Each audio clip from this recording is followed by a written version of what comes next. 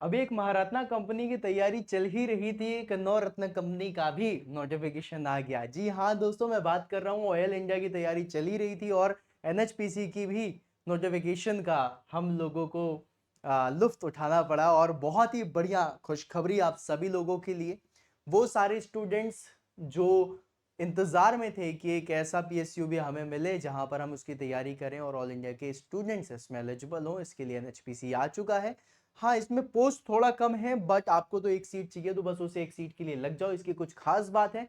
और कुछ चीजें हैं जो थोड़ा सा भी डिसअपॉइंट कर रही हैं मुझे। मैं सारी चीजें डिस्कशन करूंगा। चैनल को एक बार सब्सक्राइब कर लीजिए, सेशन को लाइक कर दीजिए और चलिए आइए बढ़ते हैं हमारे नोटिफिकेशन की तरफ। तो दोस्तों, एनएचपीसी लिमिटेड ने यहां पर जो नोटिफिकेशन दिया है वो नोटिफिकेशन आया है अभी। और इसमें जो इन्होंने बताया है वो सबसे पहले ये बताया है कि भैया मैकेनिकल इंजीनियरिंग की 49 पोस्ट हैं। ठीक है, अब देखो इन्होंने बताई तो बहुत सारी है ना। सिविल की भी है, इलेक्ट्रिकल की भी है, मैकेनिकल की भी है। If I talk about the civil, then civil में अप्रोक्सीमेटली 109 पोस्ट है यहाँ पर, राइट। ये देखिए सिविल इंजीनियरिंग की 109 पोस्ट दी हुई है। If I talk about electrical, then electrical की 46 है। और अगर हम बात करें मैकेनिकल की, तो मैकेनिकल में भाई यहाँ पर आ चुकी है 49 पोस्ट। ठीक है, मतलब 49 सीट हैं जिसमें से एक आपकी होने वाली है। साथ में इन्होंने ये भी बता दिया है कि भैया बैकलॉग वैकेंसीज में भी ओबीसी की 3 है और करंट वैकेंसीज जो हैं वो ये हैं। तो मतलब अगर देखा जाए तो बेसिकली हमारी जो वैकेंसीज हैं वो 46 ही बची ना, है ना। तो अब 49 ही लेकर के चलते हैं भैया, बैकलॉग भी है तो किसी का भी तो सिलेक्शन होएगा ही ना। तो बधाई हो। और दूसरी चीज यहाँ पर अगर सैलरी की बात करें तो इसकी सैलरी बहुत अच्छी होती है। इवन पर्क्स एनएचपीसी में बहुत अच्छे मिलते हैं, जस्ट बिकॉज ये नवरत्ना कंपनी है और बहुत बढ़िया तरीके से प्रॉफिटेबल है। तो अगर इसमें बात करें तो 1,19,500 तक आपका आईडीए जाएगा। और यहाँ पर एक चीज जो थोड़ा सा दिल दुखाने वाली थी मेरे लिए भी और आप सभी लोगों के लिए भी होगा, बीटेक होल्डर्स के लिए, बेसिकली डिप्लोमा होल्डर्स के लिए, तो ये बहुत ही खास बात है। तो गाइज यहाँ पर जो इन्होंने बोला है कि भैया जो भी डिप्लोमा होल्डर्स हैं जिनके उनके डिप्लोमा में 60% से ऊपर के मार्क्स हैं वो इस फॉर्म को भर सकते हैं। बोले बहुत अच्छी बात है। चलिए 60% का है, मतलब यहाँ पर एक जो फिल्टर लगाया वो यही लगा दिया कि डिप्लोमा होल्डर्स में भी सारे नहीं भर सकते, 60% भर सकते हैं। फिर दूसरा फिल्टर लगाया कि भैया मैकेनिकल इंजीनियरिंग में आप जो भरने वाले हो मैकेनिकल डिसिप्लिन पे, तो आपके जो डिपार्टमेंट होना चाहिए या तो एग्जैक्टली पूरा का पूरा मैकेनिकल इंजीनियरिंग होना चाहिए, या फिर आप इसको प्रोडक्शन इंजीनियरिंग ले सकते हो या फिर ऑटोमेशन इंजीनियरिंग ले सकते हो। Mark my word, automation, it's not automobile, it's automation. ठीक है, फिर उसके बाद गाइज यहां पर ये जो लाइन लिखी हुई ना बोल्ड लेटर्स में, ये पढ़ के थोड़ा सा अजीब लगा, है ना। बहुत सारे लोग इसको इंटरप्रेट भी नहीं कर पा रहे।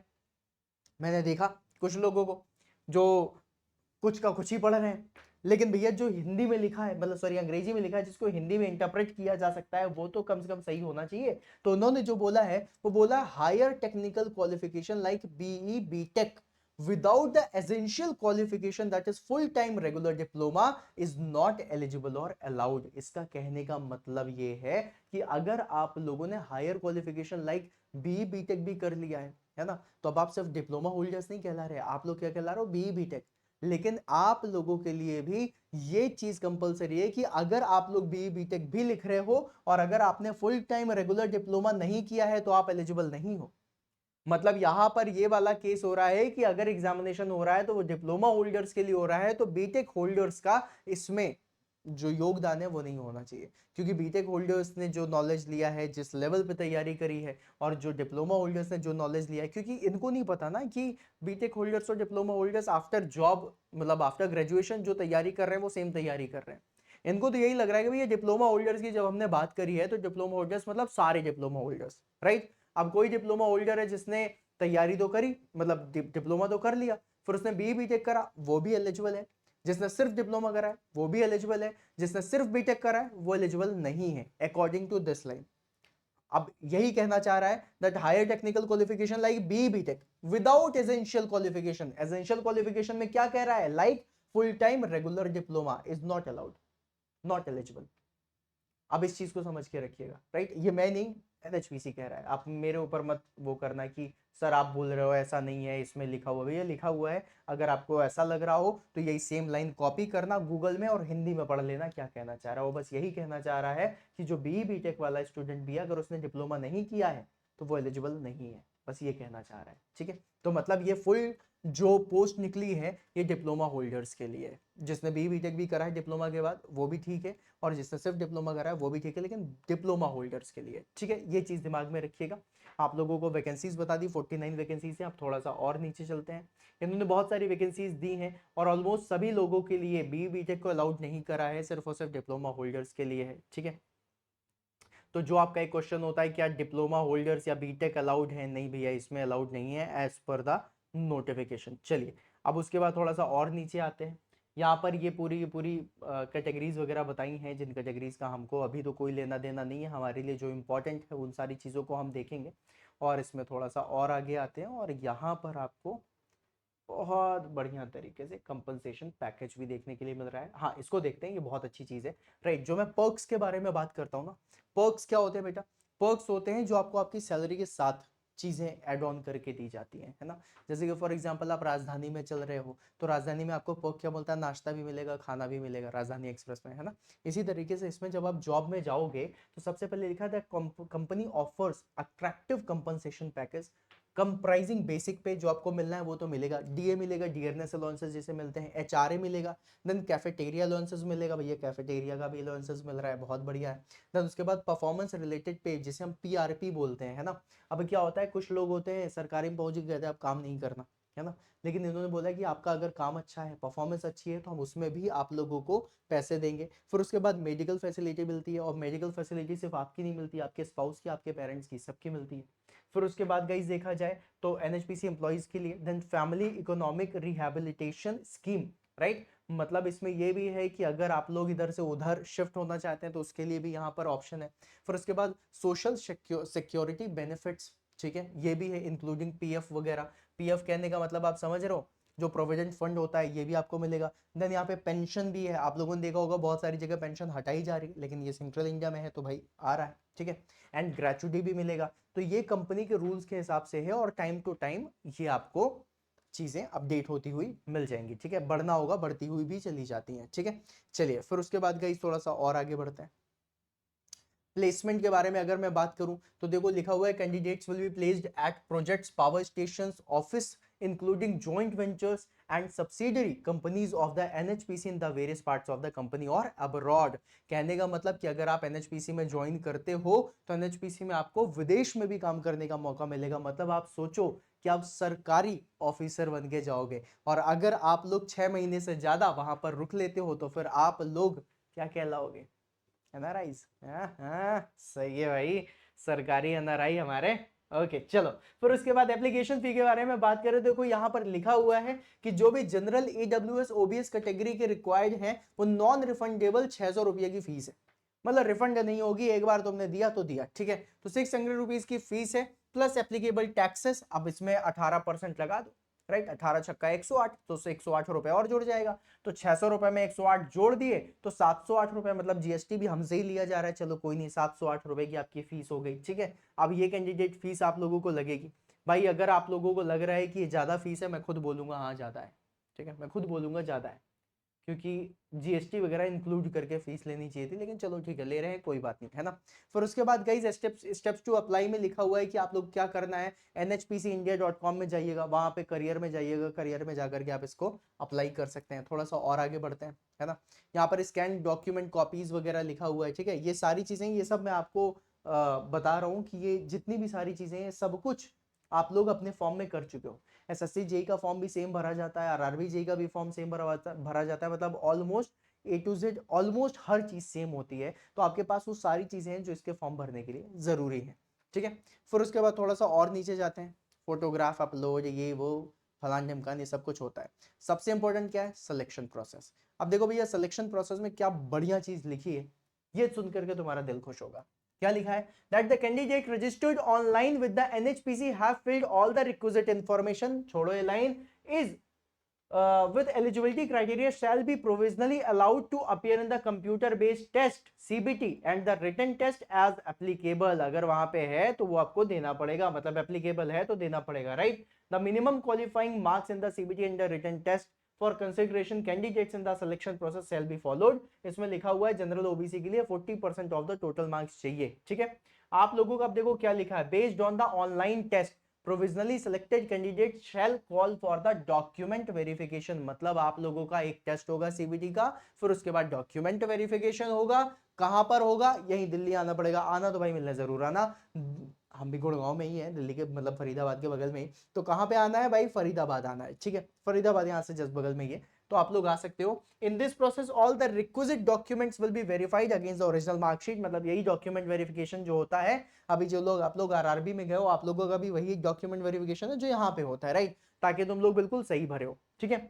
अब देखो टेस्ट सेंटर्स कहाँ कहाँ होने वाले हैं। तो टेस्ट सेंटर्स के बारे में अगर देखा जाए तो यहाँ पर बहुत सारे सेंटर्स हैं, लेकिन जो आपके आसपास पड़े वो जरूर देखना। और यही टेस्ट सेंटर्स होने वाले हैं, जैसे अहमदाबाद हो गया, बेंगलुरु, भोपाल, भुवनेश्वर, चंडीगढ़, चेन्नई, देहरादून हो गया, दिल्ली हो गया, दिल्ली जरूर आना मेरे भाई, गंगटोक हो गया, गुवाहाटी हो गया, हैदराबाद, ईटानगर, जम्मू, कोलकाता, लखनऊ, मुंबई, पुणे, जयपुर और रांची, ठीक है। ये आपके टेस्ट होंगे। फिर उसके बाद इन्होंने पैटर्न भी बता दिया कि भैया पैटर्न क्या होने वाला है। आप देखो इसमें पैटर्न दिखाता हूं आपको, मजा आएगा, राइट। सबसे पहली चीज जो स्टूडेंट की रिक्वायरमेंट होती है, सर हिंदी में भी पेपर होगा? हाँ भैया हिंदी में भी होगा। हिंदी और इंग्लिश दो लैंग्वेज में आपका पेपर होने वाला है। कितनी देर का होगा?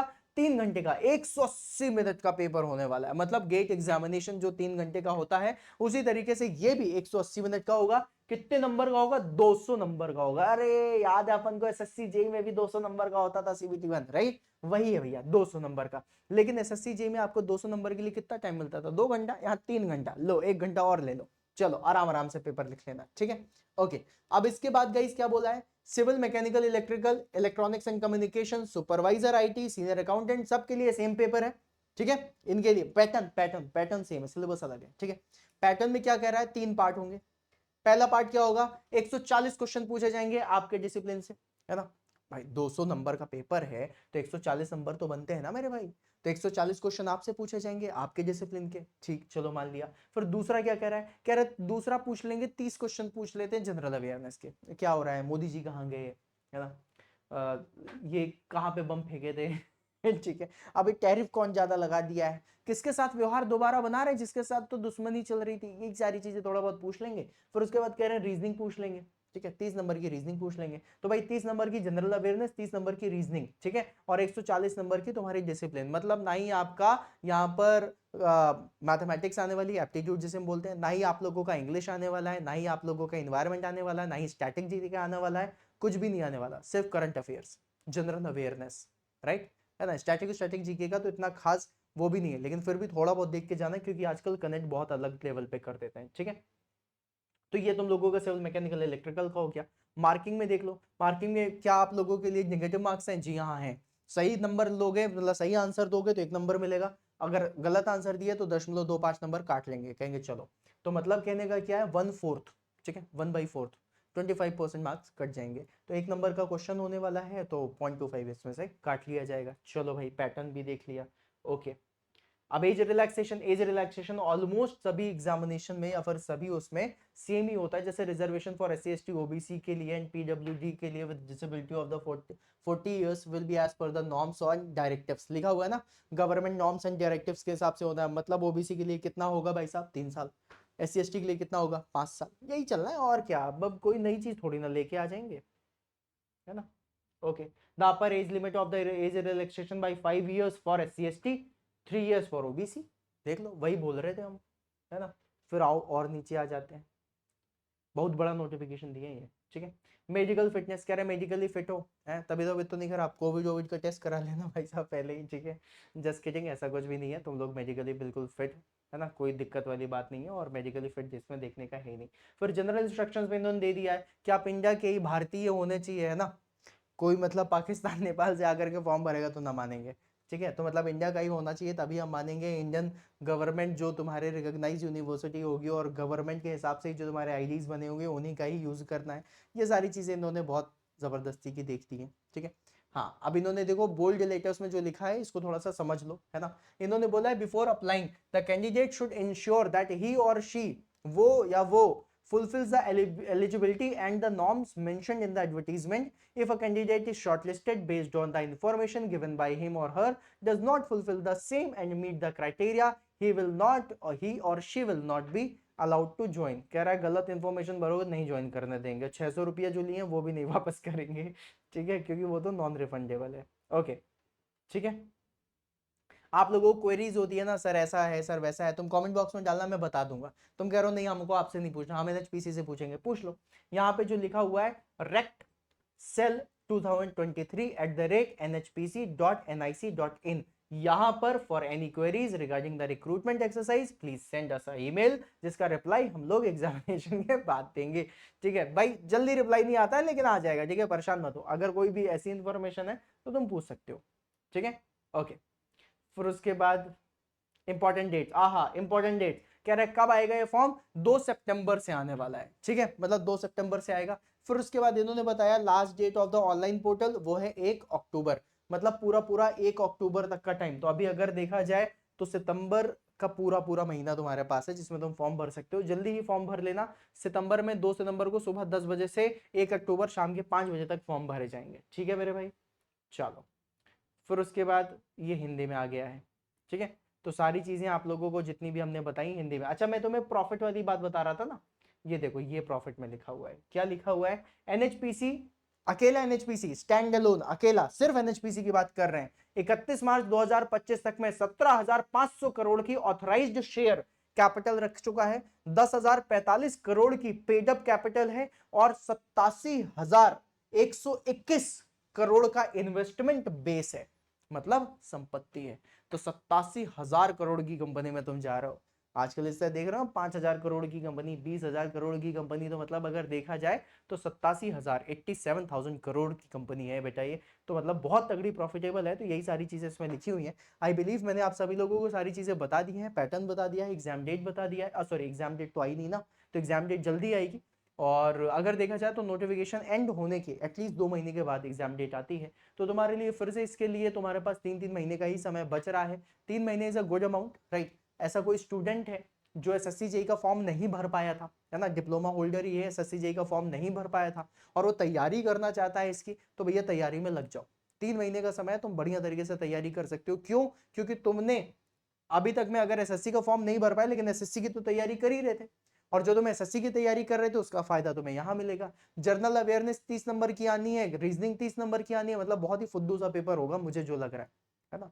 अब फुद्दू सा पेपर मैं क्यों बोल रहा हूँ, इसलिए बोल रहा हूँ क्योंकि तुम्हारी तैयारी अच्छे लेवल पे हो रही है, और जब तुम्हारे अच्छे लेवल पे तैयारी होती है तो ये पेपर सिंपल हो जाते हैं। अब इसमें एक चीज और जो आपके दिमाग में आ सकता है कि सर 3 घंटे का पेपर है, 3 घंटे का पेपर है, राइट। और इस 3 घंटे के पेपर में 200 क्वेश्चन पूछे जा रहे हैं। और अगर देखा जाए तो एसएससी में 3 घंटे के पेपर में, सॉरी 2 घंटे के पेपर में 200 क्वेश्चन पूछते हैं। तो एसएससी का अगर लेवल इतना है तो एनएचपीसी का लेवल तो होगा, होगा, बिल्कुल होगा। ये तुम्हारे लिए नहीं होगा क्योंकि तुम मेहनत करके जा रहे हो, तुम तैयारी करके जा रहे हो, और तुम बहुत अलग लेवल की तैयारी कर रहे हो, क्योंकि तुम डेली रात को 8 बजे इसी चैनल पे नेक्स्ट लेवल के कॉन्सेप्ट सीख रहे हो। तो तुम्हारी तैयारी बेस्ट लेवल की हो रही है, तुम्हारे लिए वो क्वेश्चन फुद्दू ही होंगे, ये फैक्ट है। ठीक है, तो बस इस कॉन्फिडेंस के साथ तैयारी करनी है कि मेरे लिए तो पेपर बहुत इजी है। फॉर्म भरना और फॉर्म भर के तैयारी में लग जाओ, बढ़िया तैयारी करो। चैनल पे बहुत सारा कंटेंट तुम्हारे लिए पड़ा है ना। करंट अफेयर्स भी तुमको मिल जाएगा, यहाँ पर रीजनिंग भी तुमको मिल जाएगा। अभी मैंने हिस्ट्री के सेशंस डाले हैं, पॉलिटी के सेशंस डाले हैं, देखो उन्हें, तुम्हें फील आएगा कि भाई तुम अलग लेवल पे तैयारी कर रहे हो। ठीक है, तो all the very best and बहुत बहुत बधाइयां भाई साहब, एनएचपीसी की भी नोटिफिकेशन आ गई है। आई नो आप लोगों ने बहुत सारी जगह से सारी चीजें देख ली होंगी, लेकिन जिस लेवल पे मैं तुम्हें समझा रहा हूँ, बता रहा हूँ, तुम्हें मजा आ रहा होगा, नोटिफिकेशन में भी बोर नहीं हो रहे होगे, है ना। चलो ठीक है, तो मिलते हैं फिर अपन नेक्स्ट सेशन में, तब तक के लिए बाय बाय।